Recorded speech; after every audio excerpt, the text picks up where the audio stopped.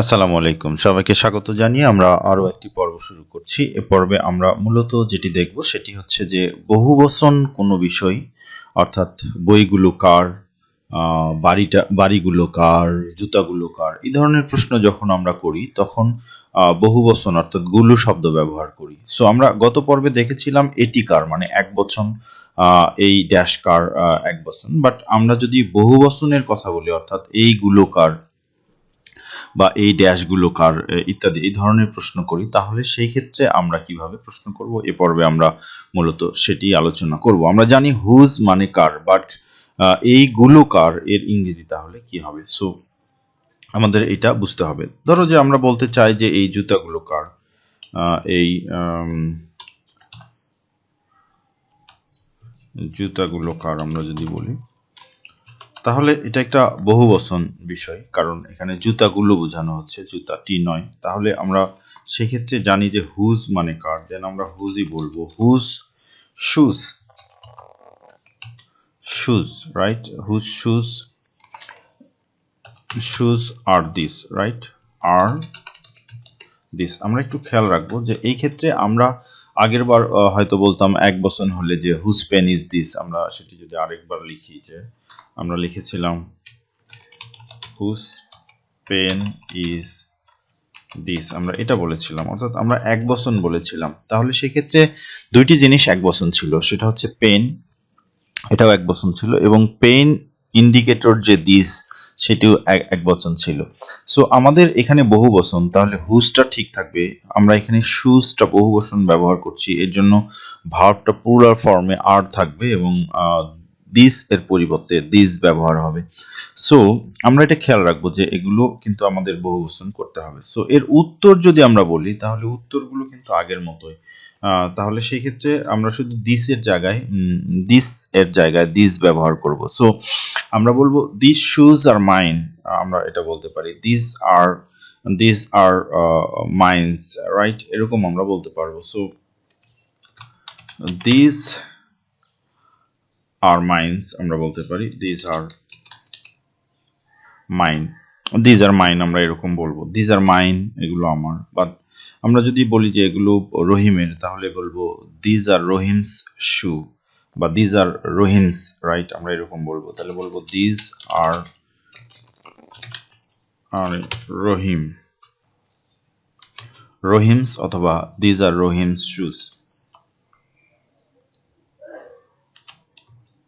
আমরা এরকম করে বলতে পারি। These are Rahim's Rahim's shoes, আমরা এরকম করে ট্রান্সলেট করতে পারি। These are mine R these are Rahim's shoes.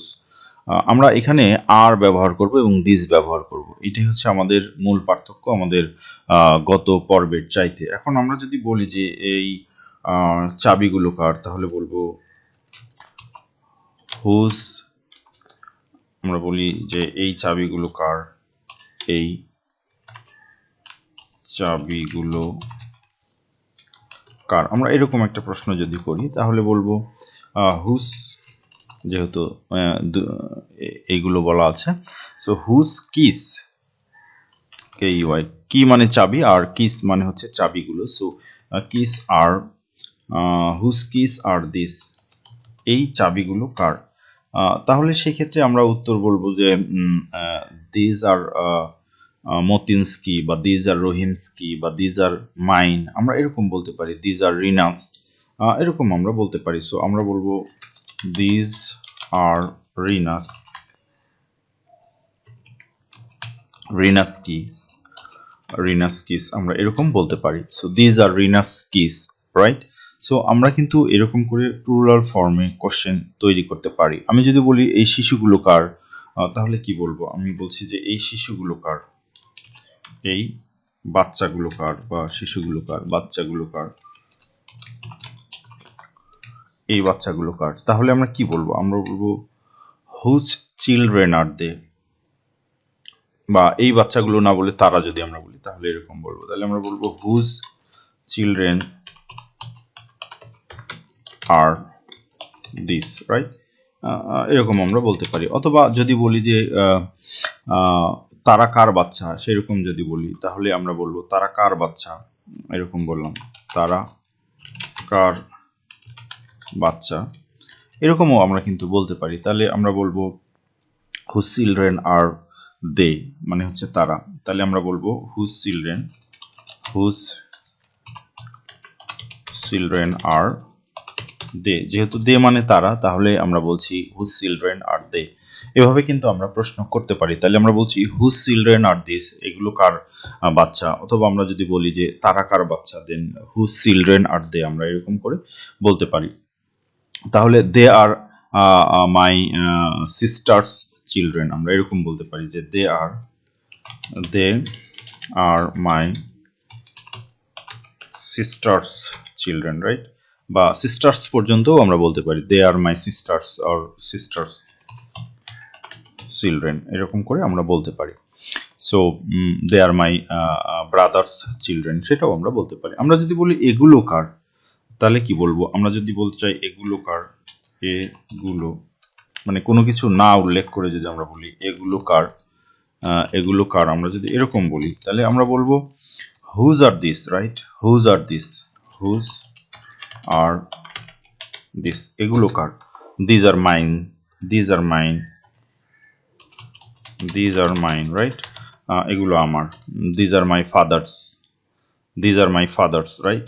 These are my father's, অথবা these are my brother's, whatever I want to tell. So আমি কিন্তু সেভাবেই বলতে পারি। সো এভাবে কিন্তু আমরা প্লুরাল ফর্মের প্রশ্ন তৈরি করতে পারি। সো আমরা গত পর্বে সিঙ্গুলার ফর্মের প্রশ্নগুলো দেখেছিলাম, এই পর্বে আমরা প্লুরাল ফর্মের প্রশ্নগুলো দেখলাম। আমি যদি বলি এই গানগুলো কার, তাহলে আমরা কি বলবো? আমি যদি বলতে চাই এরকম করে যে এই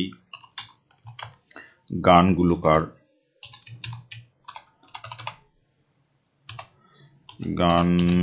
কার, তাহলে কি বলবো? এই গানগুলো মানে হুজ সং মানে গান, দেন আমরা বলবো সংস, রাইট?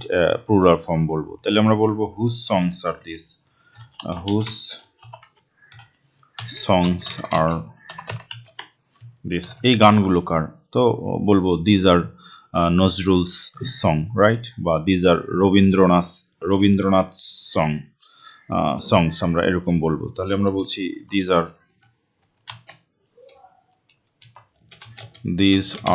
নজরুলস songs, বা those are রবীন্দ্রনাথ songs, আমরা এরকম বলতে পারি। সো এইভাবে কিন্তু আমরা প্রশ্নও করতে পারি আর সেই প্রশ্নের উত্তরও দিতে পারি, যেগুলো প্লুরাল ফর্মে। কোনো একটি বিষয় সম্পর্কে জানার জন্য মোটামুটি এই একটি ফরম্যাটই আমাদের কাছে আছে, বা দুইটি ফরম্যাটই আমাদের কাছে আছে। তোমরা এই ফরম্যাট দিয়ে বিভিন্ন ধরনের প্রশ্ন করতে পারো বিভিন্ন পার্সনকে কেন্দ্র করে। সো এই ছিল আজকের এই পর্বে। নেক্সট পর্বে আমরা হয়তো অন্য কিছু নিয়ে কথা বলবো। সবাই ভালো থাকবে, ধন্যবাদ।